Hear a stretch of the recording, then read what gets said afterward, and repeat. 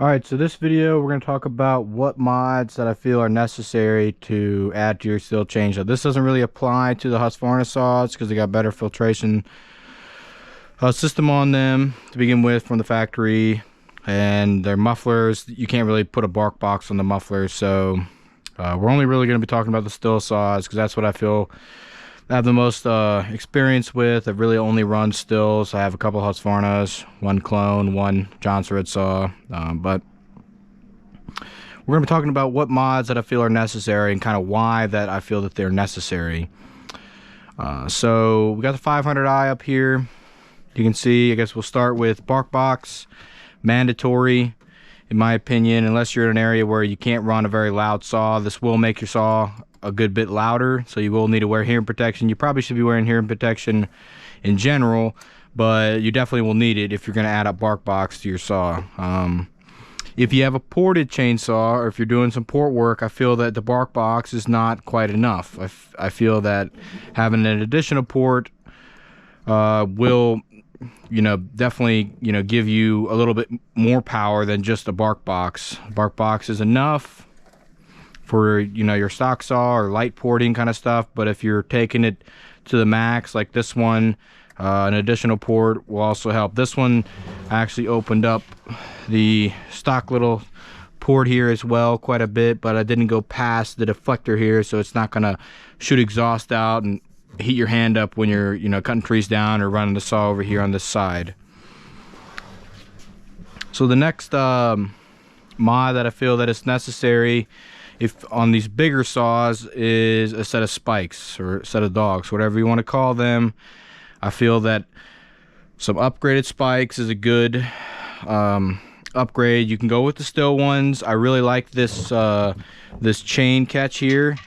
This is just a nice safety feature to add, so I feel that this is also a good upgrade to have. The other thing is, these are the eBay dogs. I don't know, I ran them on my 661 for years and never had any issues, but maybe they've changed the metal that's in them, because this one's already bent and the one on my 440 here is also bent as well. So at some point I'm going to switch these over to the West Coast dogs. I really need to just bend this one back, but these are okay, but I'm not going to buy them again just because I've had this problem and this is kind of annoying.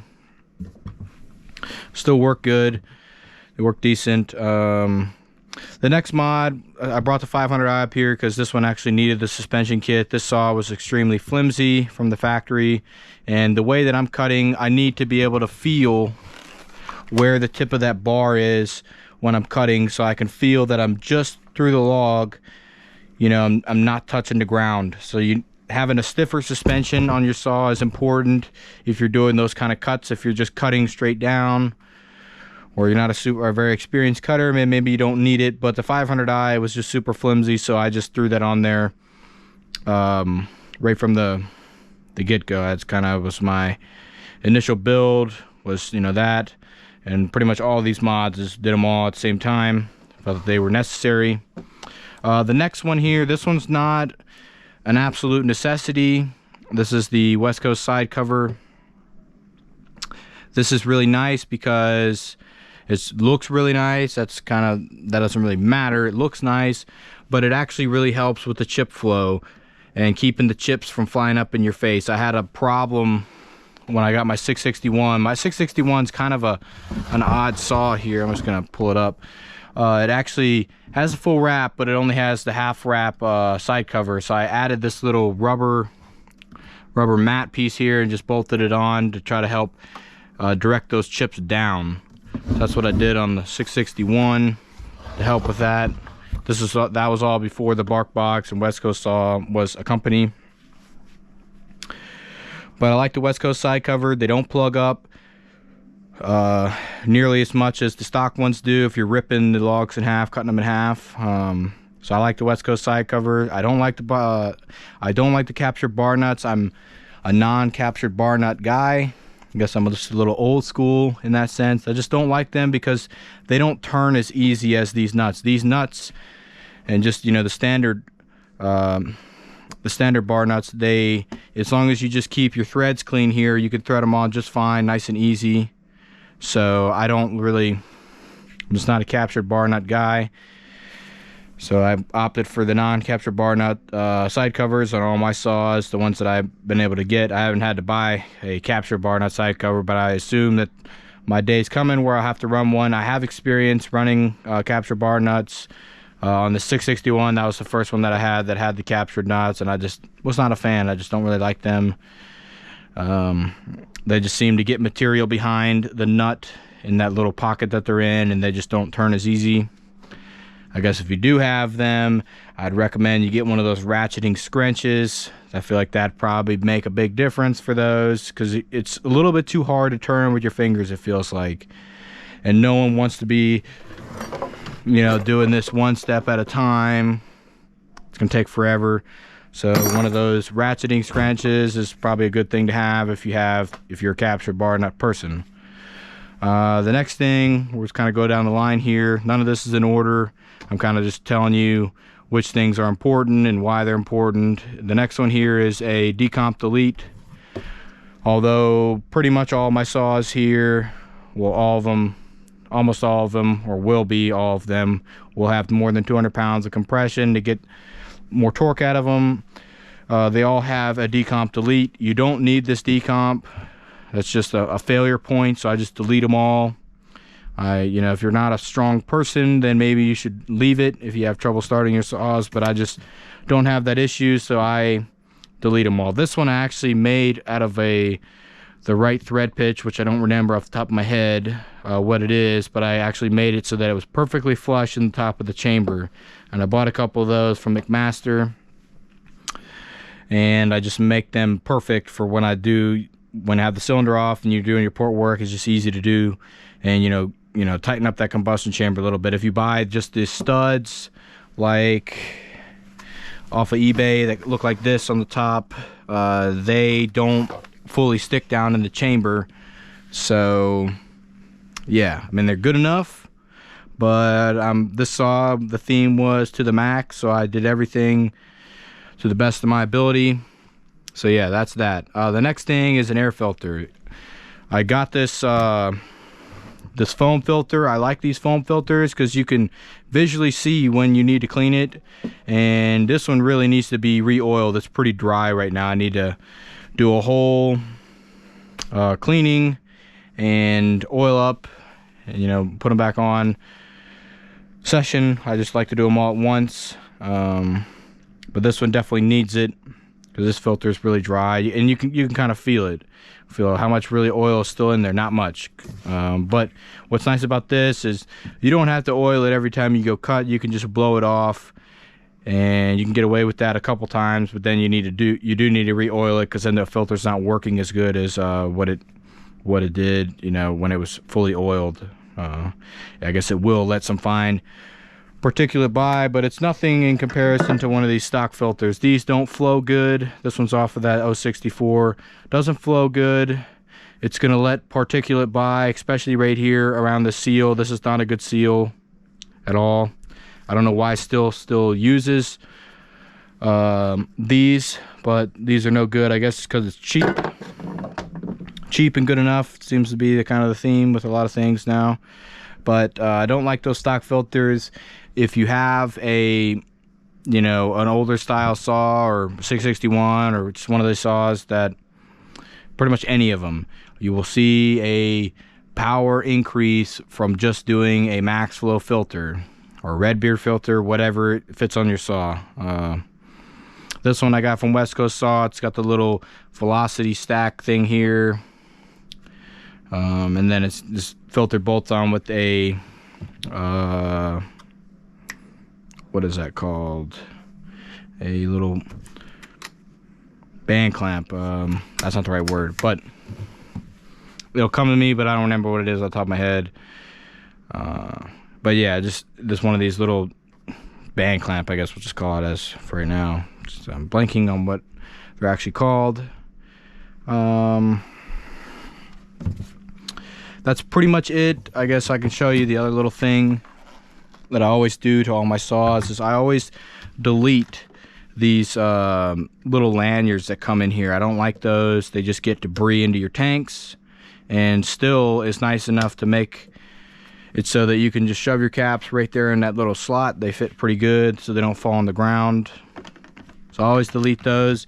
You don't necessarily have to delete the one off the gas cap, but because the gas is not sticky.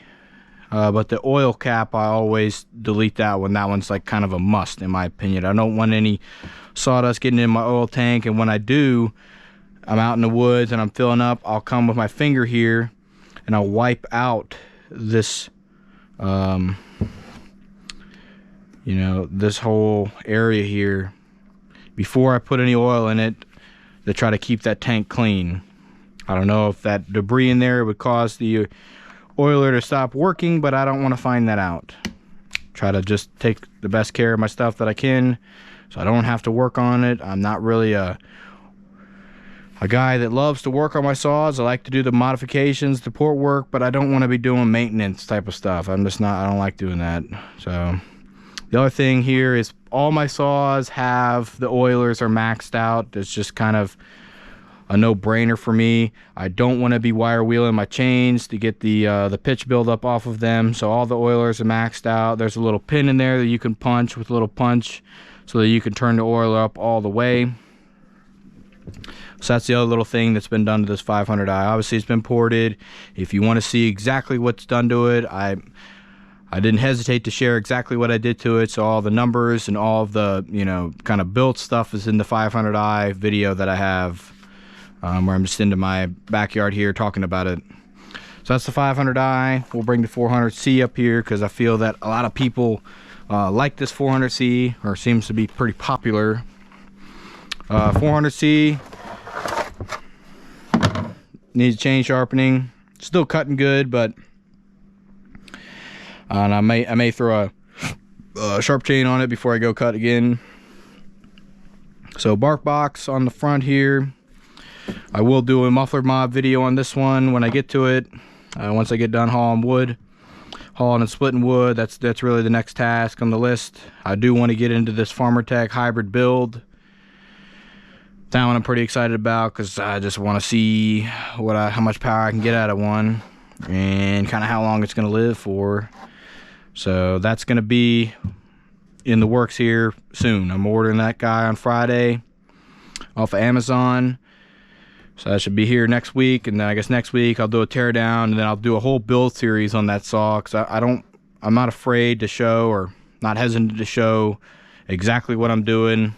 It's not a tutorial of how to do this. It's just, I'm just showing what I'm doing. So if you want to replicate or do something, a similar project on your own, it's just meant to just give you some ideas and just kind of show you kind of what you're getting yourself into, if that makes sense. So 400C bark box mandatory, my opinion.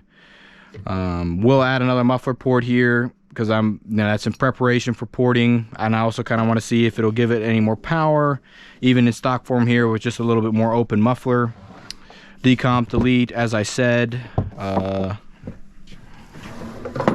Under the cover here, we'll pop this off real quick. I like this style of cover.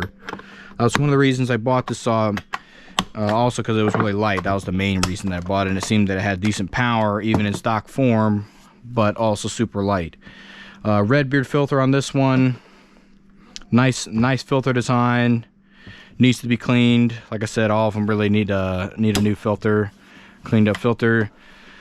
So I'll probably make a video showing just how I'm doing that. Yeah.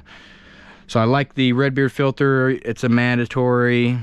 In my opinion, it's a mandatory thing because this is a $1,000 chainsaw. $1,000 chainsaw, I want it to live as long as possible, and I feel that the bare minimum modifications, bark box, air filter, bare minimum that you need to, you know, for your $1,000 chainsaw to live as long as it can. I feel that what you get from the factory, I mean, what Stihl wants is they want you to buy more chainsaws. You know, you suck a bunch of sawdust into your motor, not cleaning the filter out. The filter design's not very good. Also, they're designing them to run really hot, so the muffler's really restricted so that more of that exhaust stays in the motor and gets re-burnt to meet the emissions. That's kind of their whole thing. That's why they run so much better when you open up the muffler. That's yeah. When one of these these two modifications on this saw, you'd have a great firewood saw. This saw, there's nothing wrong with it, but you know, you always just want a little bit more, I feel, or I do. I mean, I'm just not, I'm happy with this one. It runs great, but I want a little bit more, and I don't know, I would like to do a little more porting when I have time this winter. When I guess the wood sales have died down, that's kind of when I'm going to get into this. When the days are short and the nights are long, that'll be a fun little project. Probably going to get some better tools, or probably get a Fordham foot pedal set up so I can run it in reverse to get the transfers perfect. And then I'll probably make some new little mini mandrels that I use to get the transfers all to be perfectly the same height. You'll see that when I do my next, you know, build like this. I'll have all that ready. I'm just basically what I'm making is just a 3D printed little disc that goes in there into the cylinder, so that I know that I'm grinding all the transfer to the same height. I just check it with the timing wheel. That's not my idea originally, someone else's idea that I just thought was a good idea. So I've replicated what they've done. I think they did it out of wood, but that takes too long. I can just print off a part from SolidWorks, 3D print a part, and they're very cheap. As long as you have a 3D printer, good to go. So yeah, so that's pretty much it on the 400C. It doesn't really need any other mods. I did put this West Coast side cover on it because, let me grab a stock one. This is basically junk. This will cut wood. Don't get me wrong, it'll cut wood, but you're going to be full of sawdust. And I don't like being full of sawdust. I'm already getting full of sawdust anyways, just, you know, from some of the angles that I'm cutting at. But you can see here that this is a little bit less than adequate. It looks cool, but just the shape in here is not good for chip flow. And you're trying to get the chips to go towards the ground. You want the chips to go to the ground so they're not hitting you, not getting stuck all over your clothing. So West Coast side cover is a bonus upgrade, we'll call it. They look good, very nice pieces. A lot better of an upgrade than just these eBay ones. This is good. This is better than what it comes with stock, but this is the best. Just the design of this is really good. It's well thought out, nice material, looks good. Nice big open in here, not restricted like this one. So yeah, I guess the other thing I guess I'll talk about real quick is I'm running a 7-tooth on this one. I was running an 8-tooth on the 500 and the 661 and my 440, but I've switched over to a 7-tooth because you get longer chain life out of a 7-tooth than you do out of an 8-tooth. And if you know how to grind your chains correctly, you can get, I feel like you can get a 7-tooth to cut faster than an 8-tooth in most of the wood you're cutting. Yes, it'll probably cut the limbs a little bit faster, but I'm not really concerned about that because that doesn't take very